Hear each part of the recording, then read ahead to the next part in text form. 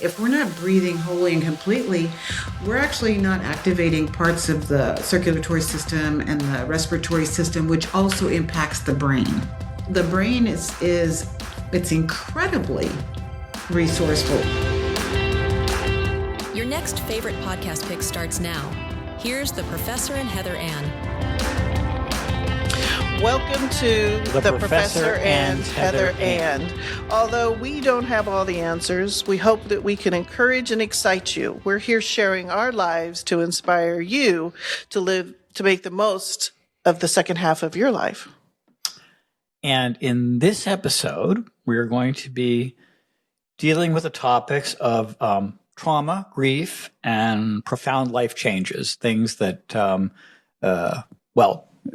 some of which all of us go through, or at least that most of us go through, and how we can heal from those things and recover and even become better.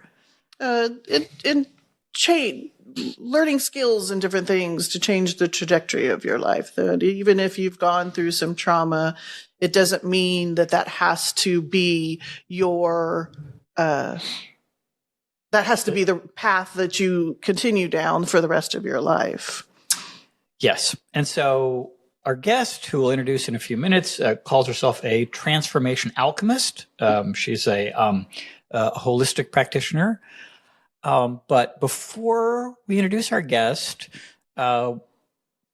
we ought to recap again for viewers who haven't seen or heard all our episodes why this topic is so important to us and so important to this podcast. So you grew up in trauma.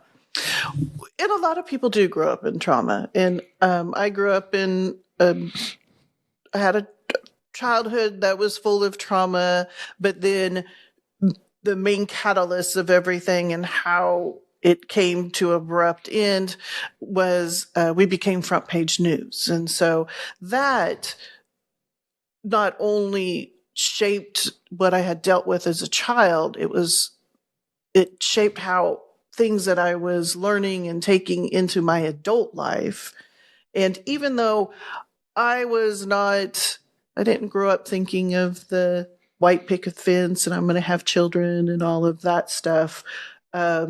After all of this trauma that happened, my mom went to prison and my father had died, that if I did decide to have children, what was I going to do with my life at that point? What are things that I was going to have to do to ensure that if I had children one day, that I didn't bring that trauma into their lives. Mm-hmm. So that was something that set me on the path for my adulthood was, what can I do? What are the things I needed to put into place that if I were bringing children into the world, that my childhood, my family's trauma was not going to be passed down to them.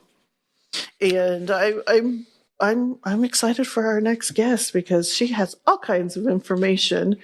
But you didn't grow up the way I did. Now everybody has their own family things and nobody's life is perfect. No, it wasn't, Leave It to Beaver. It was for me, I think your life, I love hearing the stories compared to my life, but no, your childhood was not a Leave It to Beaver. Everything wasn't perfect, which in Leave It to Beaver behind the scenes, it was not a perfect show. But we've had to deal with, even though I had a previous marriage, some of the things that I learned as a child and stuff came into our relationship, especially at the very beginning. One of those things was I was very adamant within the first few months of our relationship that we were not going to get married. Yes, and this was very distressing to me because I pretty quickly thought that I did want to get married, but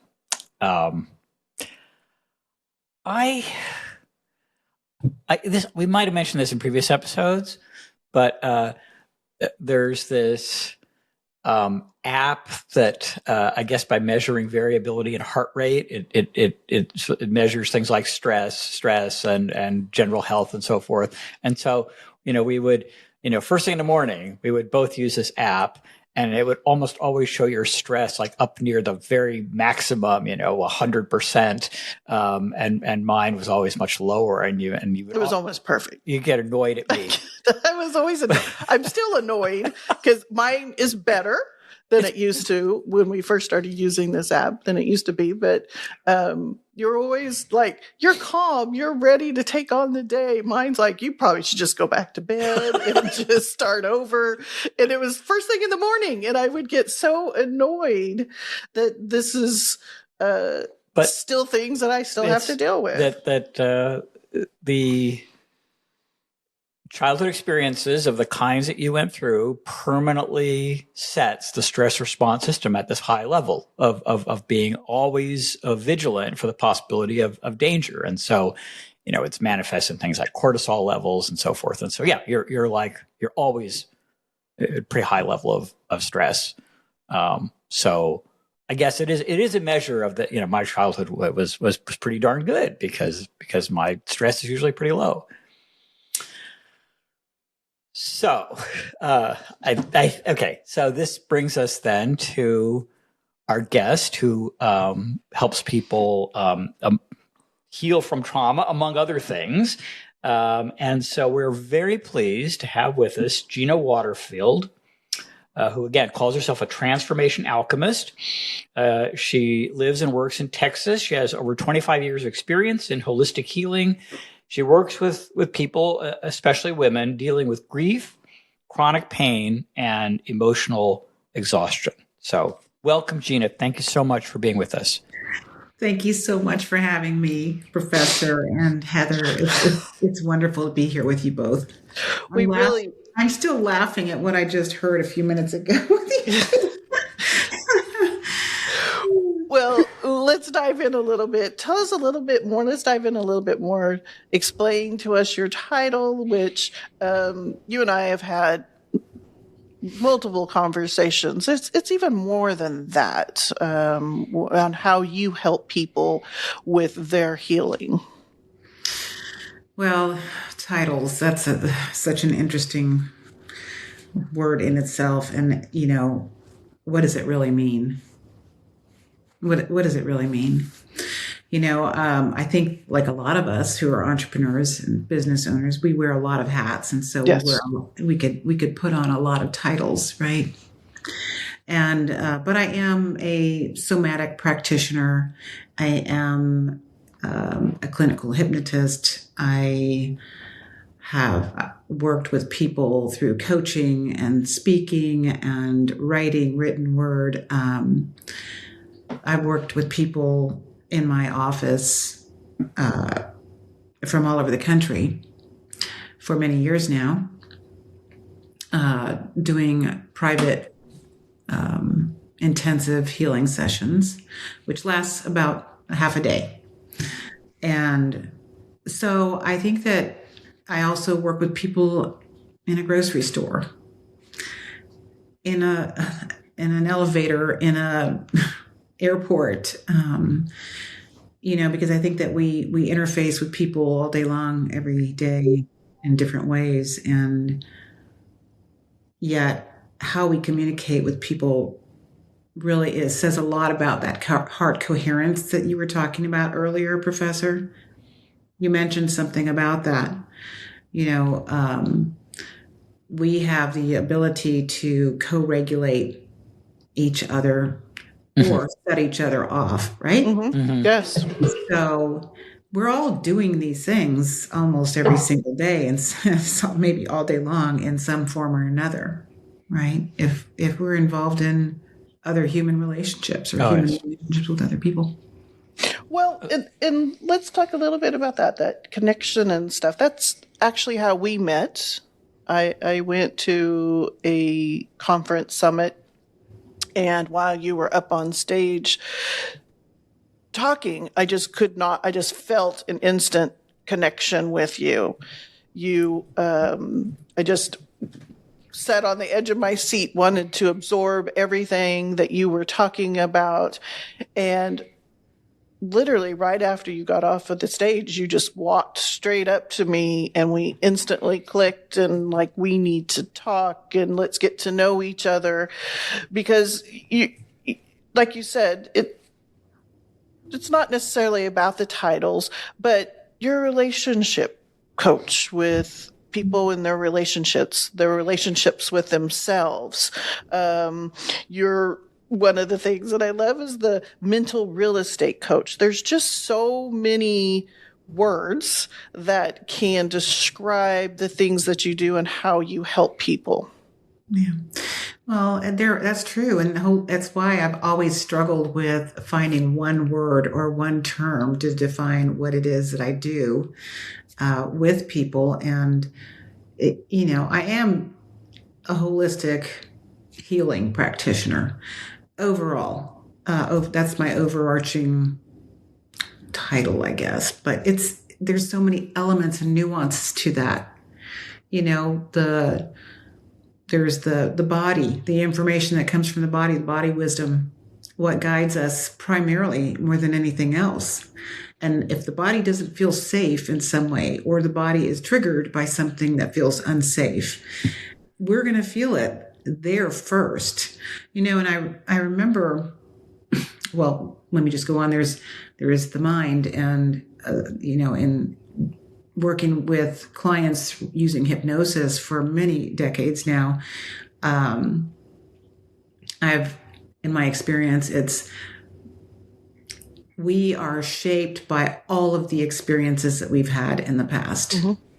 We are shaped by our early childhood relationships, our core family relationships. There's generational DNA markers that come along, so we know so much more about that body wisdom, and then the mind, and how our subconscious beliefs can shape everything for us. And then, we can alter that with our conscious mind.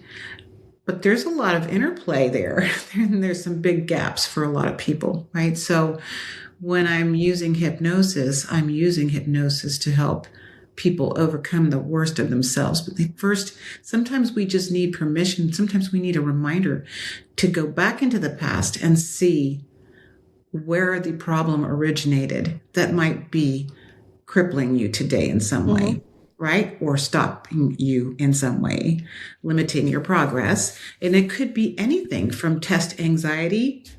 It could be to performance enhancement in any arena. It could be a physical issue that you just can't seem to get resolved anywhere else. It could be removing warts. There's all kinds of applications for this work.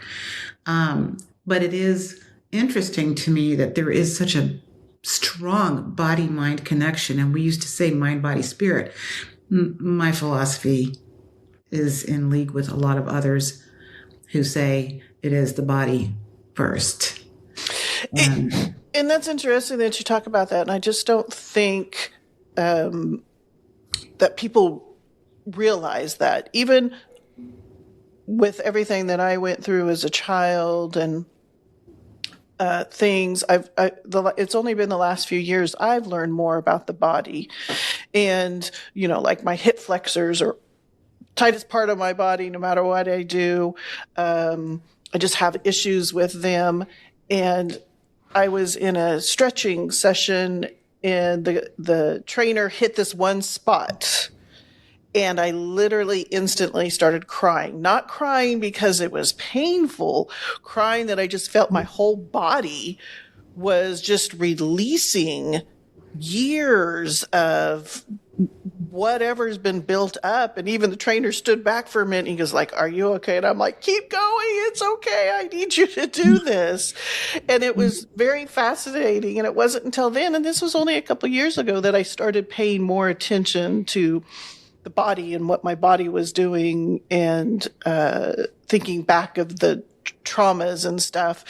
And even with, and you would know more about this, having on my right side of my body is where I've broken most of all my bones. And I know that has something to do with something. So talk to us a little bit more just about the body and. Well, I'll give you a couple of examples here that I think story is so precious, isn't it? Storytelling. And Yes. It's real life experiences. And when we share that, we kind of get a glimpse into something deeper. It's deeper wisdom, right? It's going into a little bit of a dive, and I love that. But I remember working with clients. For a 16-year period of time, I was a massage therapist and an esthetician.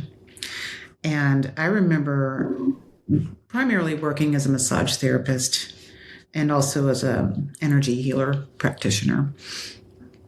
And, I would be working on a client, and all of a sudden I would notice I'd be in one part of the body and some other part of the body or an extremity was moving. Or they would say, I feel something moving. It's like traveling up my leg. And it feels like tinges, or it feels like maybe a little ball, a little mass moving up my body. And I started really getting more curious about what that meant and what was that about, right? And then I started understanding a little bit more about energy.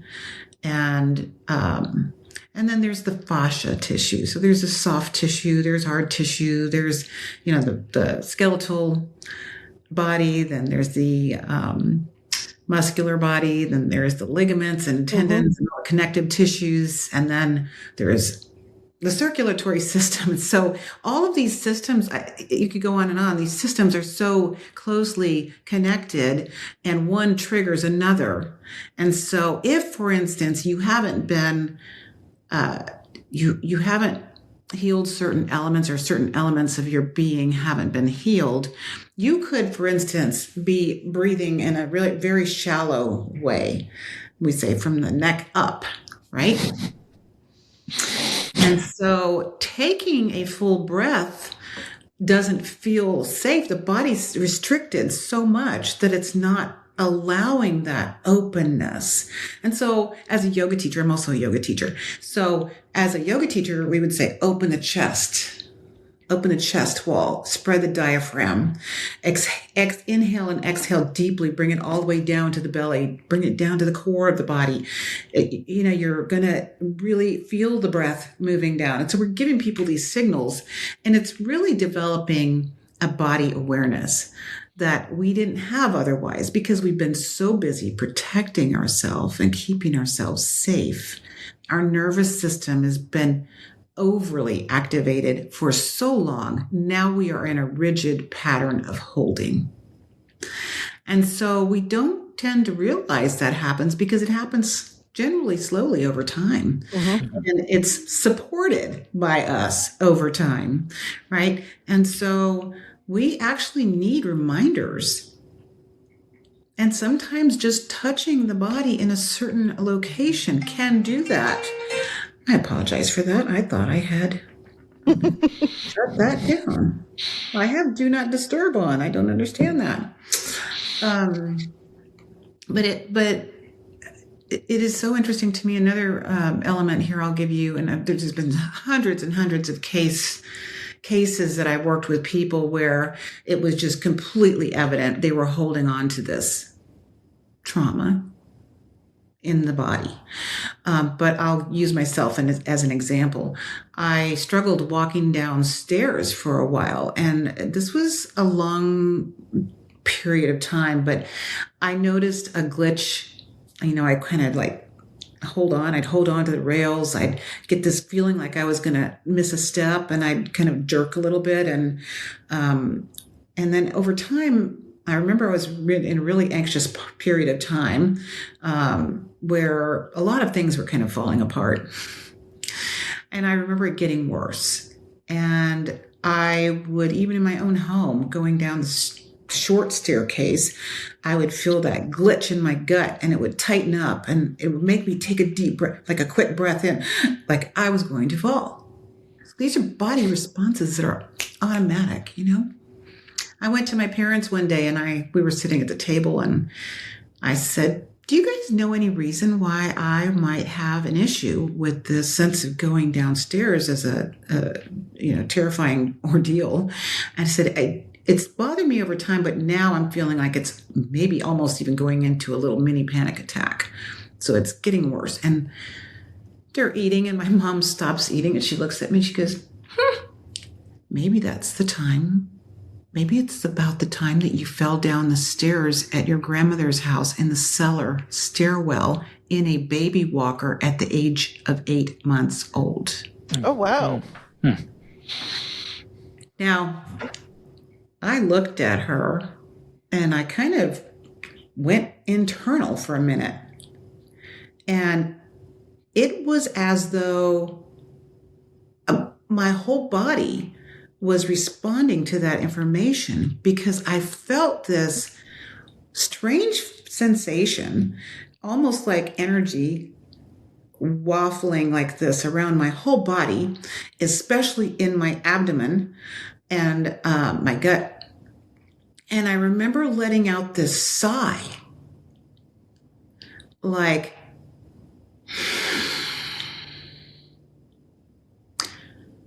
then this light bulb moment. It went to my brain.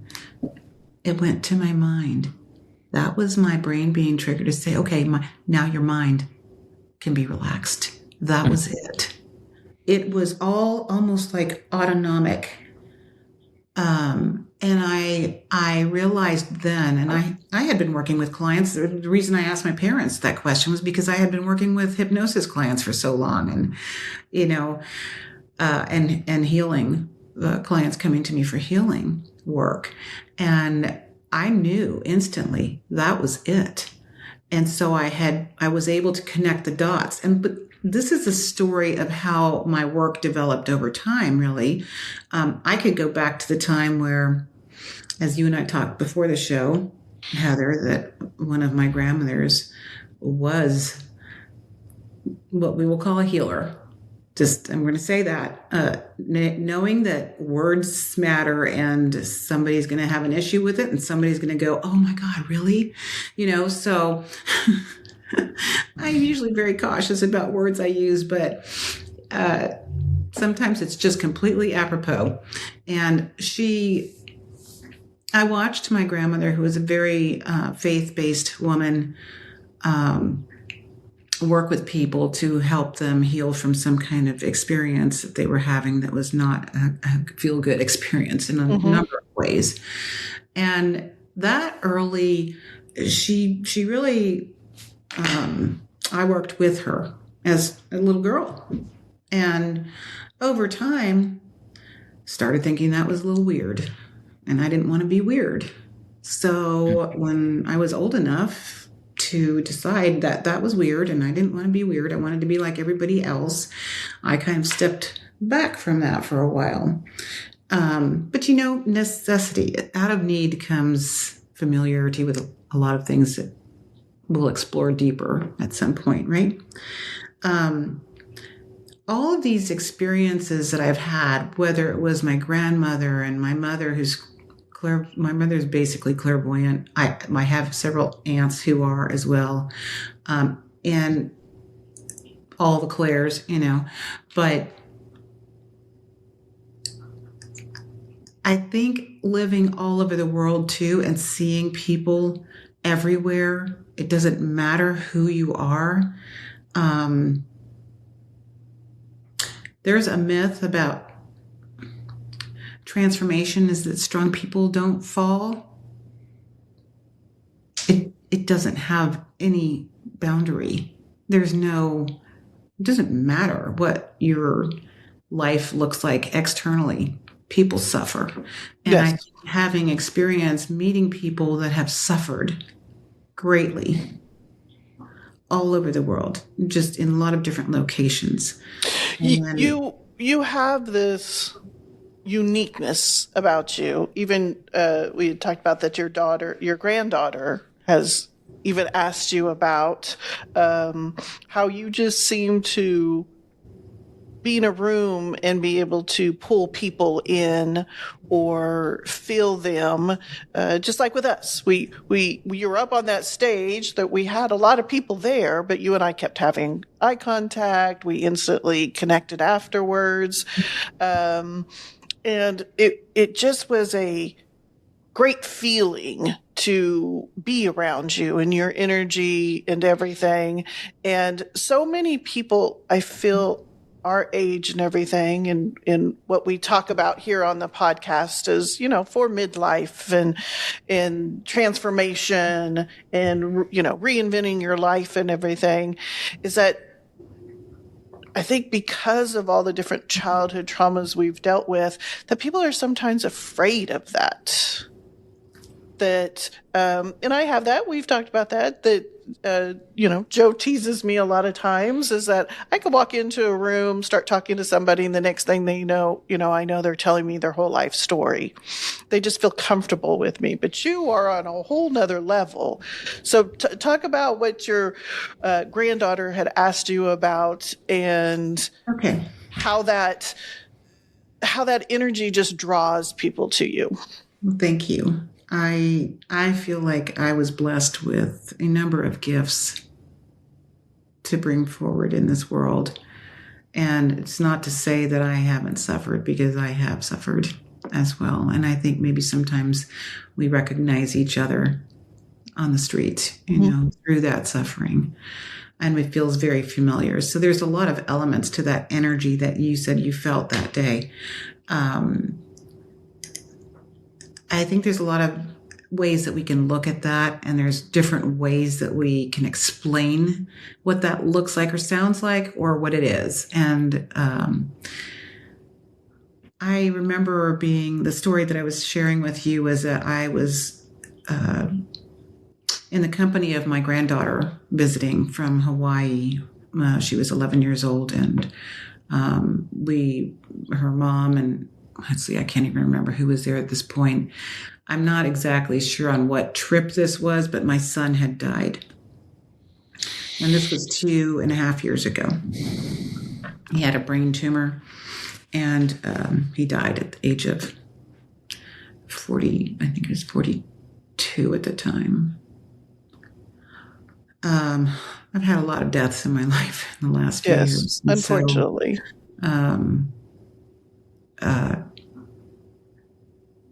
There's more, but suffice to say that I was surrounded at the airport with my granddaughter, who was 11 at the time, and I was with my one of my son-in-laws. And my granddaughter and I had gone to the restroom at the airport, left the gate, gone to the restroom. And while we were in the restroom,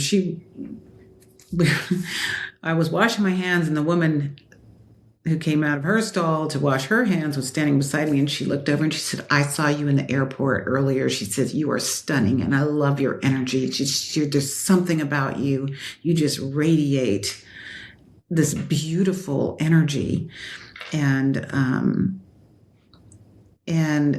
I just looked at her, and I put both of my hands on her arms at her elbows, and I said, "Thank you so much.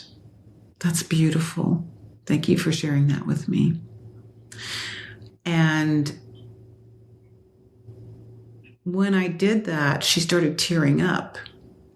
And so I just immediately gave her a hug, and we embraced for quite some time. And she really did start sobbing at that point. And she said, "You have no idea what you've just done for me." And I got teary-eyed because it was a very emotional time for me anyway. And we left. My granddaughter and I left the bathroom, went back to the gate. We sat down where her dad was sitting. And she looked at me and she says, "Gigi, how do you do that?" And I said, "Do what, honey?" And she says, "How do you make people cry everywhere you go?" And I just looked at her and I said, "Because I see people." And I said, "You do too." And I said, "That is a beautiful gift to have and to share." And it just really resonated with with me, and I know that it's going to be something that's going to stay with her for the rest of her life too. But that happens almost everywhere I go. It did with us as well. You, and we've become friends since. Yeah. But it was 5.5 years ago for us when we met, and I had just separated from my ex after 26 years, 28 years of being together, and you made me cry as well. I just thinking about it still, brings tears to my eyes, because just like you said, in that moment, in the chaos I was in that moment, I felt a relief in that you had seen me. Not only had you seen me, because we got to talk later that evening, not only had you seen me while you were up on this stage, but you saw me in that moment when we were able to have one-on-one conversation. So I love that your granddaughter has seen that, because I will be with her for the rest of your life. And I know that's something even with my boys that they've seen growing up, is how people just come to me and tell me the same thing. Yeah. So I'd like to dive in a little bit more about what it is for you when you're in that moment, seeing that person. Obviously, that moment really affected you as well because of all the things that you were going through and all the things that you had been going through, because I know personally that was a very traumatic time for you in your life. What is it that you're experiencing? And maybe for our listeners to, because I know a lot of people are afraid of those feelings and everything. What are some suggestions on how you tell our listeners how to kind of embrace that moment? Okay, that's a great question, Heather. And I want to ask both of you in answer to that. Do you remember a time when you were children and you saw someone else cry? Like as a child, do you remember seeing someone sad, like your mom, your dad, your siblings, a friend, somebody that you didn't know on the playground? Is there a time where you can remember seeing somebody cry? Yes, very much so for me. Do you remember the emotions that you felt, or the sensation that you felt in your body? It was deep sadness. And even as an adult, I have a tendency, if somebody's crying, I have a tendency to start crying myself. And it's like I could feel their sadness. I feel their pain that they're feeling at that moment. Okay, so there's heart coherence. There's mirror neurons that we have. There's that just human nature that we feel. It's seeing someone else hurt or sad or even joyful. It could be any of this range of emotions, right? That if you see somebody yawn, right? Mm-hmm. I mean, there's so many different ways that we actually had those natural feelings originally when we were children. And then people, places, and experiences and time taught us, you need to guard yourself or don't express yourself or somehow circumvent those feelings from being moved from a sensation in the body to an awareness in the mind to an activated response, right? Like a willful response, like, let me hug you. You remember, anytime somebody that you see them crying, your natural impulse was always to hug them, mm-hmm. to comfort them. You see little children doing this, toddlers. I ran a daycare for some period of years. And the children were very naturally good at helping each other and soothing each other and telling each other, it's okay, but in very rudimentary terms. Mm-hmm. and expressions. And so we've learned over time, we've unlearned that over time. In essence, we have unlearned how to self-soothe ourselves. Right? I mean, I will sometimes, if I'm struggling going to sleep, I've got a lot of things on my mind, I will actually rock myself in bed, and so there's so many ways to self-soothe. I mean, just so many ways we can hug ourselves. In yoga class, there's all kinds of measures that we take to self-soothe and comfort the body and make the body feel secure, right? And also time to open up and expand the body and stretch the body and strengthen the body. And it's all in conjunction with breath work. Now, that's what I found very interesting over time when I was learning all of these skills, that we can use sound to comfort the body, the nervous system. We can use water floating in a warm pool, right?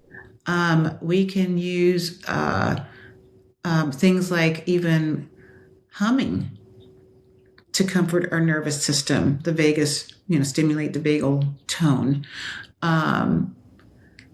Reading out loud, listening to a guided meditation, listening in church to the pastor guiding everyone, listening to the entire congregation or gathering, humming in sequence or singing together.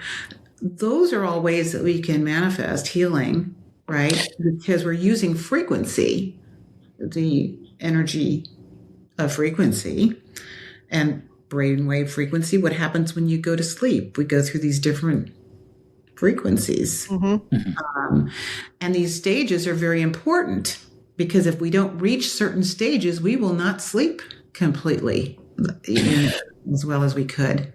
Well, and one of the things I've done that has helped my nervous system is the yoga. The yoga, I do the relaxing yin surrender yoga. That really makes a huge difference. I've gotten Joe into yoga. Yeah.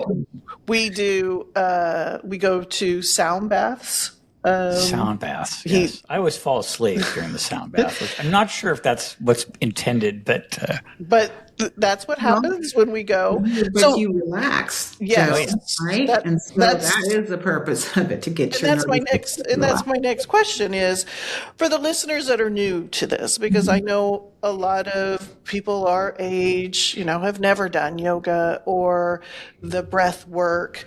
This is something that's has tremendously helped me in the last 10 years.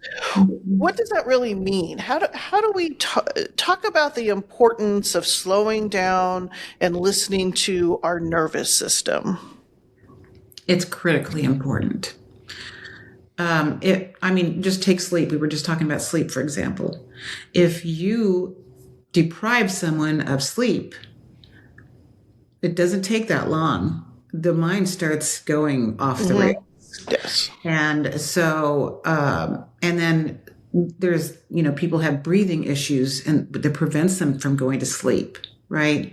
So it's critically important. This breath piece is so critically important to our well-being. If we're not breathing wholly and completely, we're actually not activating parts of the circulatory system and the respiratory system, which also impacts the brain. Yes. Right? So the brain is it's incredibly resourceful. I had a stroke myself. I wasn't really sure if I was going to mention this on this call, but I had a stroke about 6 months ago. And they also discovered a brain tumor. It is a slow-growing brain tumor, and it's a relatively manageable size right now, so we're not worried about it at this point. The stroke is a bigger issue. And so one of the things that I learned after I had the stroke was the importance of hydration for the brain.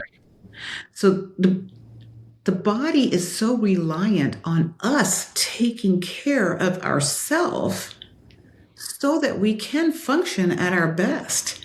If we're circumventing our breathing, we're circumventing our healing process, right? And if you follow Chinese medicine, which is all about the energy systems of the body and the correlation between organs and emotions and Yes.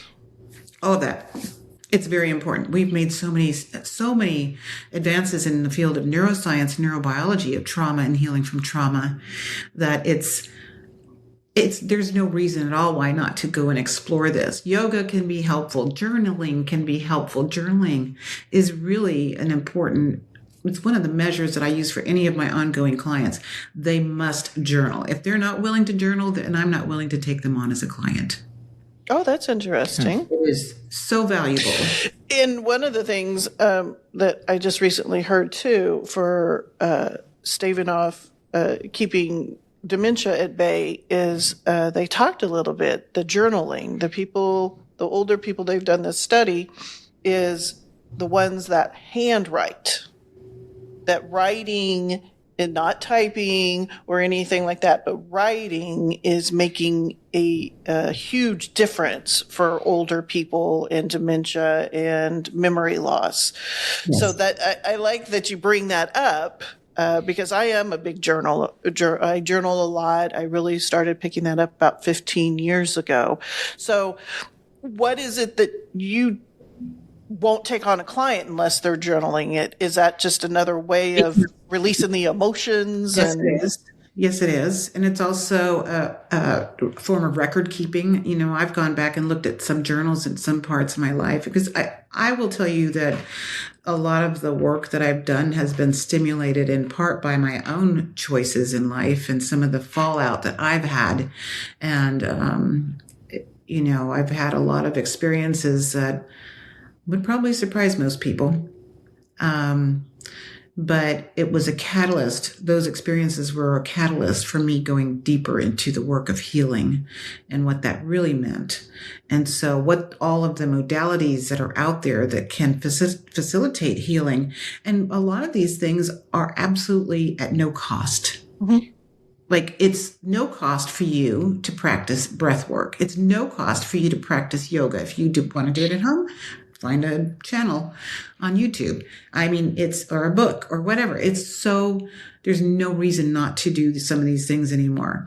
And then, it's journaling and reading, anything that you can, to enhance your brain. Mm-hmm.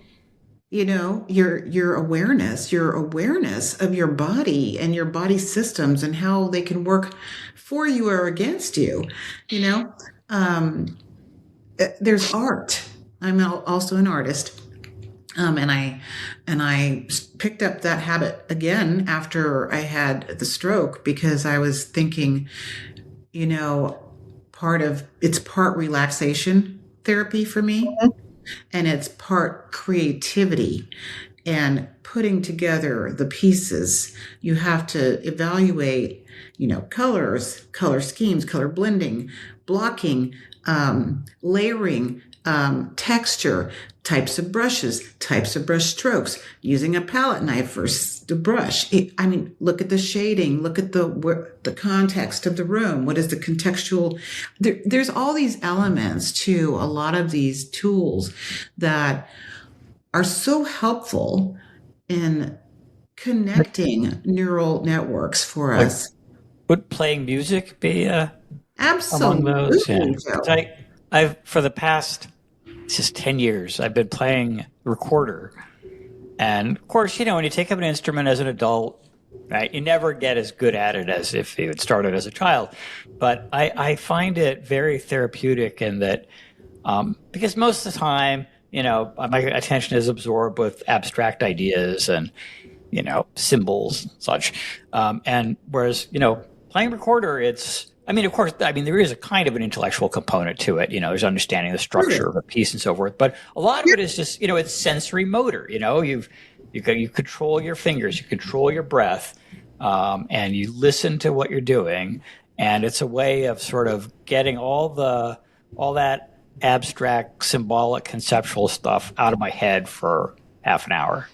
Yes, and that's because it's tactile and it's pragmatic and it's systematic, and so you learn what systems you want to adopt with it, right? And what systems you need to, and what's, that would be basic core tenets of the instrument, right? Yeah. I mean, the recorder, am I right? You had the blow through recorder? Yes. Yes. But it's a very simple, see, it doesn't have a reed, Yeah. So it's in some ways it's like singing. Although, I can't sing on key, and so this is like my substitute for singing. Yeah. But yeah, there's no reed. There's really almost no dynamics. You can't, if you play louder, you just play at a higher pitch. I mean, if you blow harder into the instrument, you play at a higher pitch, and you don't want to do that. So there's very little in the way of dynamics, but there's a lot of very subtle things to do with breath control and finger control, and that's where you sort of get the character, the musicality of the playing. Yes, absolutely. Music is a great tool, especially, I mean, I have Native American drums. I have this, rattle, I have singing bowls. I'm looking at getting some other equipment too that is just beautiful form of energy healing work, which is the resonance of the body, the body, and also that means movement too. So this is such an easy thing to get up and move your body. A lot of people are sitting in a C posture like this all day long. Some people are driving. As she says that, we both straighten up. We're how easy hypnosis is. Yes. So, and let's dive into that for a moment. So, we live in a 24/7 society. We have let ourselves go. People are afraid to shut down, turn their phones off because they might miss some business or different things like that. What are you just talked about breath work, and you talked about just the simple thing of like what we just did. We just both straightened up our backs and was like, okay, we're sitting more, I would wager to say you did the same thing when we were talking about breathing a while ago. I did that, and I looked over at Joe because he has a tendency to breathe shallow, and I've been helping him with that. But what are some practical everyday tips that you can give our listeners that they could be starting right now? You talked about the journaling, we've talked about the breath work, but we all need to just be slowing down our nervous system. What are some things that you can share with our listeners on how they can walk away from this podcast with some practical tips? Yeah. So I would say look up the vagal tone practices, number one. That's so simple. It's very simple things. We've been talking about them with noise, with humming, with singing, with playing an instrument. You could put headphones on and listen to binaural beats. Everything that's designed to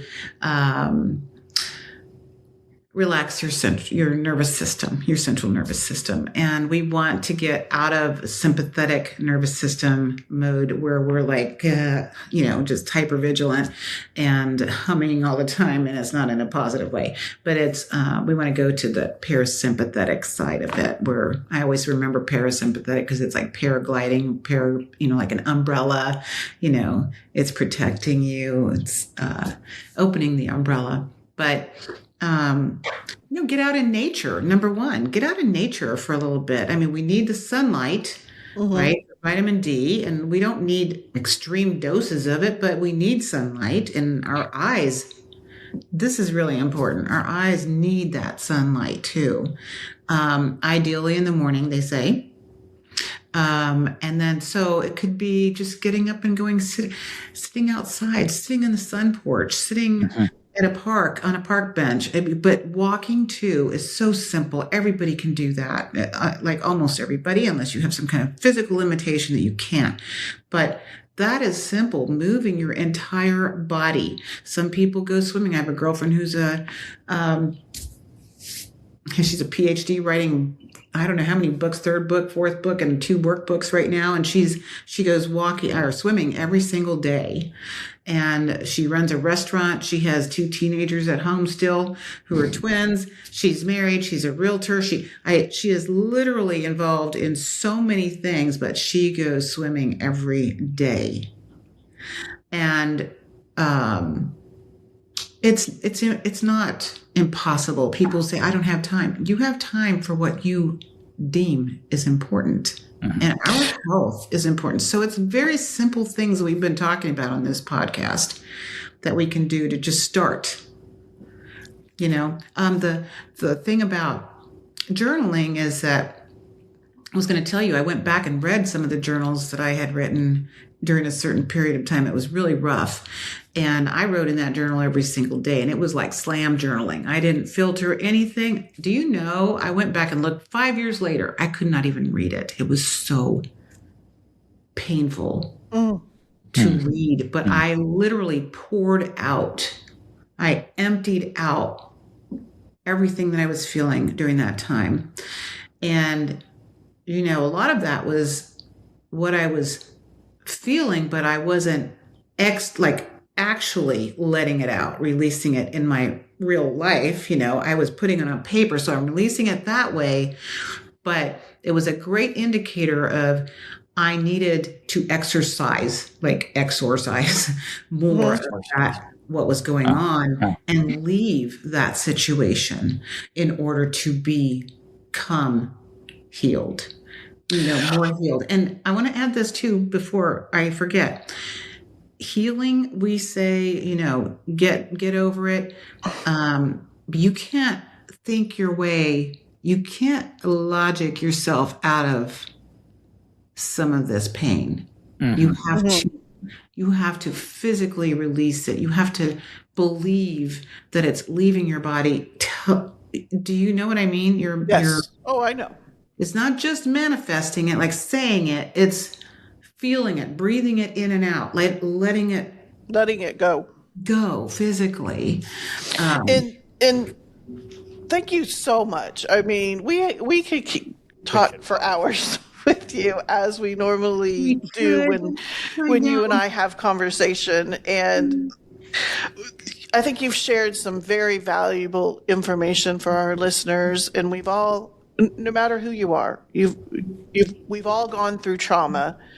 You've talked about how our body holds on to that trauma. You've shared with us some information on how we can release that and release our bodies and release that negative energy that we're carrying around with us. And you can start that now. It doesn't matter if you didn't know how to do this. It doesn't matter, what trauma you've gone through, what trauma you're going through now. You can actually start some of these practices now to let your body start healing. And we really appreciate you being on with us today. We hope that you come back in our second season and have more conversation, because this is definitely something I think that we all need to hear. Any last words or anything that you'd like to share with us? Yes, I thank you for asking. I was just sitting here thinking, sometimes we need outside help. Sometimes it's not, we're limited in our belief systems and our thinking, and sometimes we need external help. And this is where I think my work with people has been so interesting. It's just been fascinating about the ways that people hold on to beliefs and experiences. And I have heard the most traumatic stories you can imagine. I mean, I don't even want to repeat some of them, but there are plenty that I could share that I know people would find fascinating, things that happened in my office. But sometimes you do need external help with certain things. And I agree with that. I think healing's possible. And one of the things that we've been taught is to not honor our own stories. I think that you have definitely given us lots of information And we hope that we get some good response. And if anybody has any questions or anything, to leave comments about this episode. Yes. And we'll do what we can. I look forward to it. We're going to do what we can. I feel like there should be an after show here. Joe and I are going to connect on like some things. I think so.